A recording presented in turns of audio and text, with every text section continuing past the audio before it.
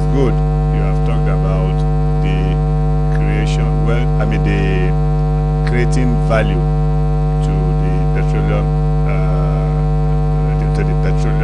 we exploit in Nigeria. And like Chief Jolapamo said, what is the value of that oil that is in the well or that is in the tank without a ship to move it? I align myself with all he has said because we share common faith. If I had walked in here about and looking 2 times the size of Dr. Eboga, and I have 3 buttons off from my shirt, and I have a big gold chain on, and I have a gold watch on, and I have plenty of gold rings on, you will certainly identify me as a ship owner, isn't it? That is the way ship owners look like. But see me looking like somebody who's not been fed. Little wonder Chiwe the other day, Madam Chiwe of the erstwhile minister, he looked at us and he was not convinced that we are shippers. He said no. She said no, you cannot be ship owners. So you see exactly. All I need to look like that in America, in Europe, is to have 1,000 tonner, a small 1,000 tonner. If I have that, I will be living on the beach every day, eating fresh fish on a yacht with a young lady beside me. That is what it takes to be a ship owner. But here we are, gentlemen. Here we are, simply because we are entrepreneurs in Nigeria. I am an entrepreneur in Nigeria by all standards. If I buy a ship worth 200 million naira and I put it on the high seas and I do not get patronage for 1 month, I'm in trouble. And that is what is happening. As I sit here, it's been 2 months my ship worked last. You know what that means? What am I selling? I am selling time. I'm selling time. I want somebody to use my ship. I sell the time to the person. I say, okay, Dr. Eboga, take it, use it for 2 days. I finish with her. I say, look, take it, use it for 5 days, isn't it? But imagine a situation where I do not have contracts. How do I create value to the petroleum products? It is very sad. I bought a ship from Denmark. When I bought that ship, those the ship was working for, they were on their knees begging me. They said, please, Captain Labinjo, don't take this ship away. We have worked for you for 2 years. We have worked for you for 5 years. I said, okay. I left the ship there. I was earning, for a 1,000 tonner, I was earning $5,000 per day. You understand? I was earning $5,000 per day. Good. I left the ship there for about 6 months. Then the lure to bring the ship back home, was very fascinating. I decided to bring the ship home. For the first 4 months that the ship got home, I had no job. This is because those of us who know nothing other than shipping, we have been reduced to ad hoc workers. The Greek ships that are in Nigeria, they are working, they are busy.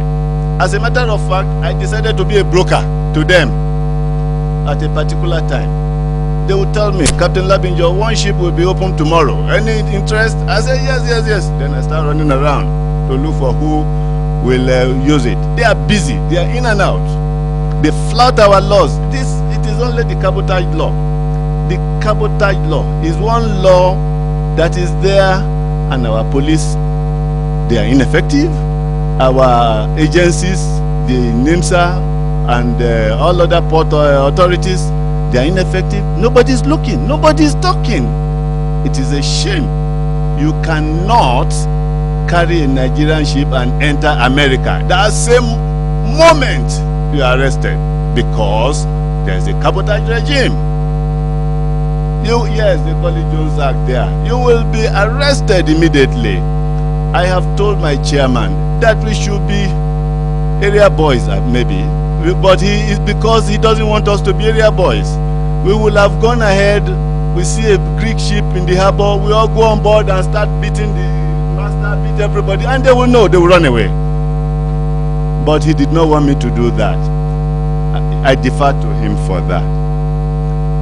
The wealth creation we are talking about, it will be the spin-off. Shipping will be the spin-off of the improved technology leading to the, your exploitation and what have you. And you can imagine if I get work. I'll give you a small scenario.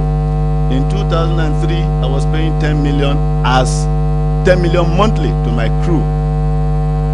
10 million monthly to my crew as salaries and other wages. As at today, I am paying about 1.2. And that 1.2, I've not paid them for 2 months now because I have no job. I won't go to my father to ask for money, will I? So we are retrogressing.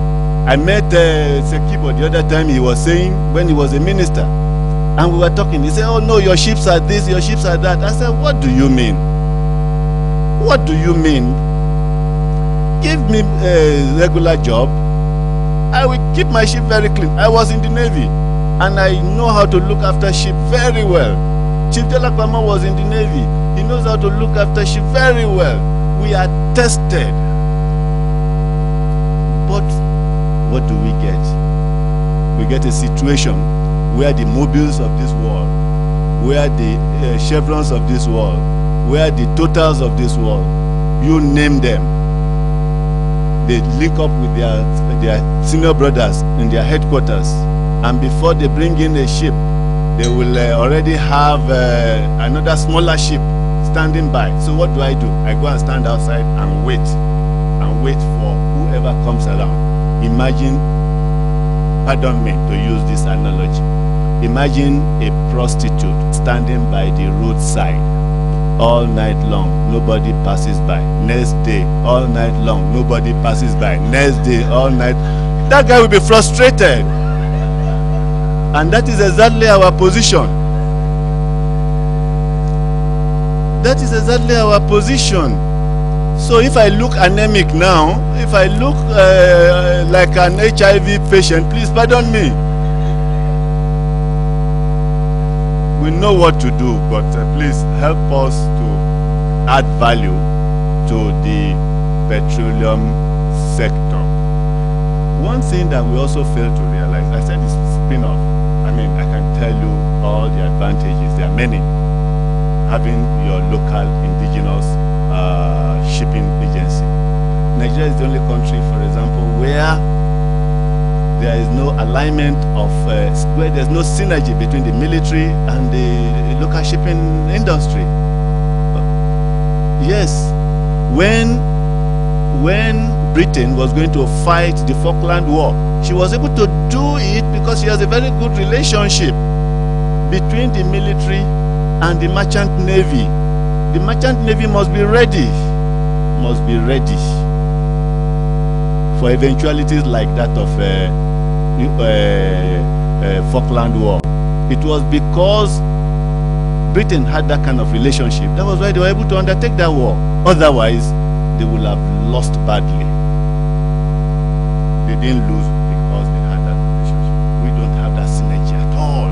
I was in the Navy. I can't remember us, developing ports to be used for such contingencies. I can't remember us telling Chief Dada Labinjo that in case of war, we'll use your ship, we'll need your ship for this, we'll need your ship for that. I can't remember.